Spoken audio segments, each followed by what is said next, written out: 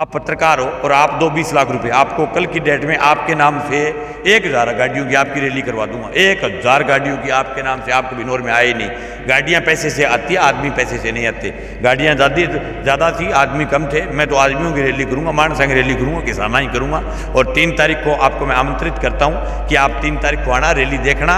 ये रैली में दोनों की पिमठी बजा देगी, वो रैली तय कर देगी कि इस बार विधानसभा का चुनाव जीतेगा। पिमठी का मतलब पूछूंगा कि आपने एक बार कहते कि पिमठी बजा रहे हो, ये हमारी देसी भाषा है। देसी चुनाव लड़ता हूँ, देसी आदमी हूँ, देसी बात। हम तो जब छोटे छोटे थे सब वो पिमठी बजा करके खेला करते थे, तभी का शब्द है ये, बचपन का लिया हुआ मतलब है। तो पिमठी का मतलब ये है, आप वो उन दोनों को पूछो जा करके पिमठी का मतलब क्या। बन रात ने पिमठी सुनी जाए, मैंने कईयों की पिमठी जिंदगी में बहुत सारे चुनाव में बार बार जगह जगह चुनाव में बजाई है, कई आंदोलनों में बजाई है।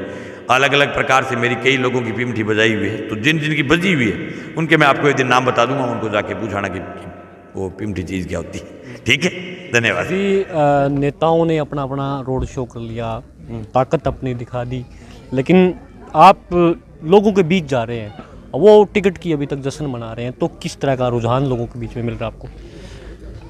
देखो, और जो दोनों पार्टियों के जो नेता है उन्होंने अभी तक रोड शो किया गाड़ियों का। और मैं ये कहना चाहता हूँ कि गाड़ियों के वोट नहीं होते, गाड़ी बूथ में नहीं जाती है, गाड़ी के हाथ भी नहीं होते, गाड़ी वोट भी नहीं डालती।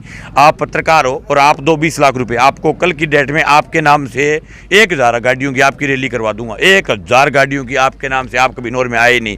गाड़ियाँ पैसे से आती है, आदमी पैसे से नहीं आते। गाड़ियाँ ज़्यादा थी, आदमी कम थे। मैं तो आदमियों की रैली करूँगा, मान संघ रैली करूँगा, किसाना ही करूँगा। और 3 तारीख को आपको मैं आमंत्रित करता हूँ कि आप 3 तारीख को आना, रैली देखना। ये रैली में दोनों की पिमठी बजा देगी, वो रैली तय कर देगी कि इस बार विधानसभा का चुनाव जीतेगा कौन। मंगेश चौधरी के पास चुनाव लड़ने की क्या मैनेजमेंट है, गाँव में क्या मैनेजमेंट है?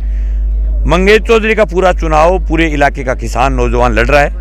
पूरे इलाके का जो खेत में जाने वाला किसान है, जो गांव का गरीब आदमी है, जो गांव के अंतिम छोर में बैठा हुआ किसान है, वो खुद अपने आप को उम्मीदवार मानते हुए गांव के अंदर, हर गांव में, हर बूथ पर, जब आप जिस दिन अपने वोटिंग होगी उस दिन आप आकर के देखना, गांव में खेत में जाने वाला आदमी, गांव के आखिर छोर में मजदूरी करने वाला सीधा मजदूर आपको हमारे बूथों पर बैठा हुआ मिलेगा। हमारे पास इतनी बड़ी फौज है कार्यकर्ताओं की, दोनों राजनीतिक पार्टियों के पास नहीं। मैंने 31 जुलाई को कार्यकर्ताओं का सम्मेलन किया था। मेरे 1000 कार्यकर्ता थे जाट धर्मशाला के अंदर। 31 जुलाई को, आज से 3-4 महीने पहले। मैं चुनाव की तैयारी में पिछले 5 साल से लगा हुआ हूँ। ये तो अब इनको टिकट मिली है, अब लगे। मेरे तो 5 साल से तैयारी है, टिकट हमारी पास में थी, हमें तो किसी बात में सोचने की जरूरत नहीं थी। 2 नंबर बात ये कि इनके जो कार्यकर्ता होते हैं वो तो बड़े बड़े चौड़े वाले सफेद पोष लोग होते हैं, मांगे तो पग दुखन लग जाएगा, हम घर घर वोट मांगे तो। हमारे 5 तारीख को एक दिन में एक साथ पूरी विधानसभा में डोर टू डोर हमारे कार्यकर्ताओं की टीम जो है वो वोट मांगेगी। आपने कहा कि बिचौलिया प्रथा खत्म करेंगे, ये बिचौलिया प्रथा क्या है, इसका क्या मतलब है? बिचौलिया प्रथा ये है कि कांग्रेस और भाजपा दोनों राजनीतिक पार्टियों के गाँवों में 2-2, 3-3 आदमी फिक्स किए हुए। अब किसी का भी काम पड़ता है तो पहले उनके पास जाओ, गाड़ी लेकर के जाओ। वो क्या खुद की गाड़ी नहीं रखते, कोई भी उनकी आदत है, रखते हैं तो भी अपने वाड़ी को तो अंदर कपड़ा डाल के रख देंगे और उनको गाड़ी लेकर के जाओ। फिर वो आते कहेंगे कि आप बाहर बैठो, हम अभी नहा के आ रहे हैं। फिर वो नहाएंगे, फिर वो सिर चौपड़ेंगे, फिर उसके बाद में फिर उसको गाड़ी में बैठा करके नौर लेकर के आओ जिस नेता के पास है। फिर वो नेता से पहले अकेले मिलेंगे और फिर उसे जो जिस आदमी का काम है उसके बारे में गलत रिपोर्ट दे देंगे कि ये आदमी ऐसे है, ये आदमी वैसे, चाहे उसने कितनी मेहनत की हो उसके लिए। ये बिचौलिया प्रथा के कारण लोग इतने बर्बाद हुए हैं कि सीधा नेता से मिल नहीं सकते। गाँव में पहले 2-2 आदमी दोनों के फिक्सर, वही चुनाव से पहले जाकर के लिखा के आ जाते हैं कि हमारे गांव के 1000 वोट लिख दो, हमारे गांव के 900 वोट लिख दो। अब लोगों की गलतियां क्या थी कि आज तक कोई तीसरा विकल्प नहीं बना। अब लोग उतने वोट डाल देते थे। अब डाल देते थे तो क्या कि उस बिचौलिए की चौधर बन जाती थी नेता के सामने कि इसने तो कहा था 1000 वोट आएंगे, 1000 ही आए हैं, तो मतलब ये पूरे 1000 वोट इसी ने डलवाए हैं। ये जो प्रथा है ना, इसको खत्म करेंगे। अलग ही कार्यकर्ता हमारे भी है गाँव के अंदर, लेकिन हमारे कार्यकर्ता कभी ये नहीं कहते कि हम ही आपके साथ जाएंगे। बस हमारा कार्यकर्ता तो बेचारा क्यों खेत में काम करने वाला किसान है, नहीं तो कोई है कोई तो मार लो कार्यकर्ता तो आ सोते के जानो साके ने ले जे खेती को टेम खराब हुआ को मार लो, तो क्या कहते डायरेक्टली सीधे आप जा करके आप मिल के आओ, आर्या नंबर है, घरे लाते उस दिन के इन टाइम शाम ने इन टाइम मतलब कि वापस आओगे और 10 बजे मिलेगी, 5 बजे तक दफ्तर में पाओगे। तो इस प्रकार की जो व्यवस्था इससे बहुत दुखी है। आप देखना सबसे बड़ा जो है ना वो परिवर्तन, ये बिचौलिया प्रथा को खत्म करने के लिए लोग एकजुटता के साथ, ताकत के साथ हमारे साथ जुड़ रहे हैं। चुनाव का मात्र 1 महीना बचा है और लोग जो जिनको टिकट मिली है या बाकी जो चुनाव मैदान में है वो जनसभाएं कर रहे हैं, गांव में जाके वोट मांग रहे हैं। लेकिन मंगेश को देख रहे हैं रात में वो जो है चने की बीज को लेकर जो है वो किसानों के साथ खड़े हैं। यही फर्क है मेरे को, मेरा और उनमें दोनों में मूलभूत जो फर्क है पत्रकार जी, वो यही है कि उनके लिए सिर्फ चुनाव महत्वपूर्ण है, मेरे लिए इलाके की खेती किसानी वो बचानी महत्वपूर्ण है। ये जो चने का जो बीज पकड़ा गया ये बहुत बड़ा सवाल है। चने के बीज के लिए पूरे इलाके के किसान पिछले लंबे समय से चक्कर लगा रहे थे कि अच्छा उत्तम क्वालिटी का चने का बीज मिले, लेकिन चना जो है, जो चने का जो बीज है वो किसी एक बड़े दुकानदार, और आप भी मानते हो इस बात को और सब लोग इस बात को मानते हैं कि बगैर राजनीतिक संरक्षण के किसी दुकानदार की इतनी बड़ी हिम्मत नहीं हो सकती कि चने का सरकारी बीज पेड़ के ऊपर रख करके और सार्वजनिक रूप से कट्टे काट करके पेड़ पर डाल करके वो ट्रक में भर करके कहीं दूसरी जगह बेच रहे थे। 4800 रुपये किलो के हिसाब से सरकारी चना आता है। अभी 6020 रुपये का उस दिन का चने का सरकारी जो मंडी में जो भाव था, 6500 रुपये के हिसाब से उन्होंने कई लोगों को 2 नंबर में थैली, जैसे मतलब किसी किसान ने फ़ोन कर दिया बाड़ियों को कि भाई मेरे को चने का बीज चाहिए, तो उन्होंने बीज के नाम से तो बेचा 6500 रुपये के हिसाब से, और डायरेक्ट जो चने के हिसाब से जो बेचा वो बेचा 6000 रुपये के हिसाब से। अब एक कट्टे के अंदर 1200 से लेकर के 1700 रुपये तक की इन्होंने कमाई की है।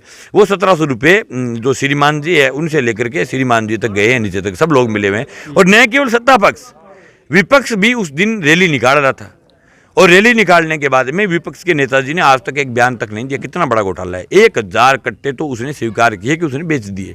अब आप सोचो 1000 कट्टे श्याम ट्रेडर्स एक दुकान से बिके हैं, तो पूरी बाकी दुकानों से कितना बड़ा भ्रष्टाचार हुआ होगा। और न केवल चने का बीज, बस अब कितनी लूट मचा रखी है इन्होंने कि सरसों का बीज 1000 रुपये का 1 किलो की थैली थी, 1100 रुपये के आसपास की। एक किसान नहीं पूरी तहसील में आप बैटरी लेकर के ढूंढा हो, एक किसान नहीं मिलेगा जिसके पास मतलब सरसों का बीज मिला हो, एक किसान नहीं जिसको मूंग का वो बीज मिला हो, जिसको मोठ का बीज मिला हो। पूरा बीज खा गए। ये रैकेट है पूरा। ये जो नेताजी के शरण में इनके मतलब क्या ऊपर जो सह से ये सब चल रहा है, गुंडागर्दी देखो। या जो थानेदार है वो थानेदार, आप सब समझते हो राजनीतिक सिस्टम को कि थानेदार राजस्थान में डिजायर से आते हैं। यहाँ जो थानेदार है वो वर्तमान जो एमएलए है उसके डिजायर से आया हुआ थानेदार है। थानेदार ने आनाकानी करने की प्रयास की, मुकदमा दर्ज नहीं किया। फिर जब हम बैठ गए लठ लेकर के, हमने कहा कि जब तक हमें यहाँ से जाएंगे नहीं जब तक इस दुकानदार की फर्म के नाम से एफआईआर नहीं करोगे।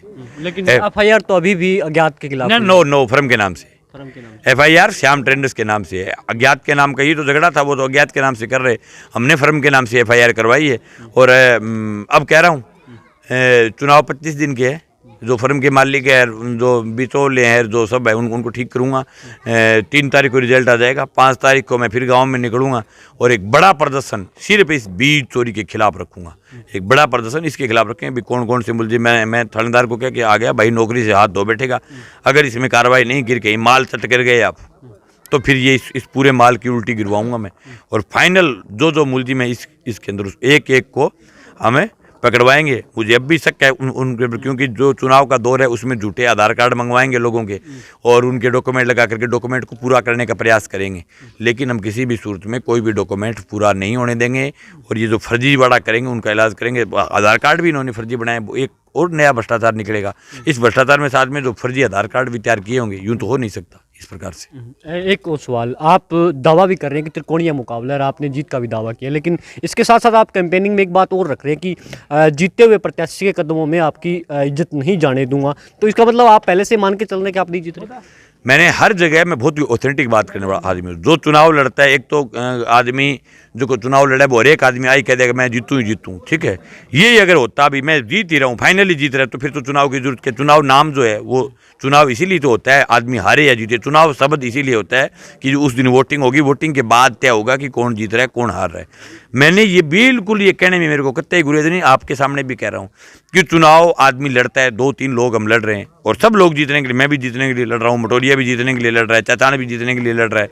और आज कोई कोई काशीराम का कोई आया, पता नहीं अब वो खड़ा रहेगा या बैठ जाएगा। मैं इस बारे में कुछ नहीं कहना चाहता, क्योंकि हमारे अनौर में आदत भी रही है लोग खड़े होकर के बैठ भी जाते हैं।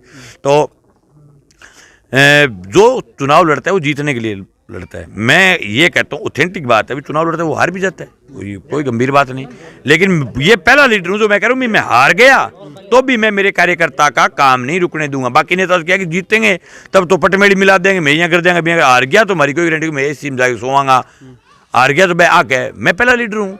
उसमें हमारे में फ़र्क ये है, ये बताना चाहता हूँ मैं लोगों को कि मैं अगर नहीं जीता ना बाई चांस, देखो चुनाव है, चुनाव होता है, इस गांव से जीत गया अगले गांव से हार गया, उस गांव से जीत गया अगले गांव से हार गया, चुनाव होता है। चुनाव फिर तो चुनाव का मतलब क्या है, जब फाइनल जीत कर लिए रही हो तो फिर चुनाव किस बात का। लेकिन अगर हार गया तो भी लोगों की पगड़ी जो है वो जीते हुए उम्मीदवार के पैर में नहीं गिरने दूंगा। 10,000 वोट आए ले रहे, लेकिन मेरे एक भी कार्यकर्ता को परेशान नहीं करने दिया।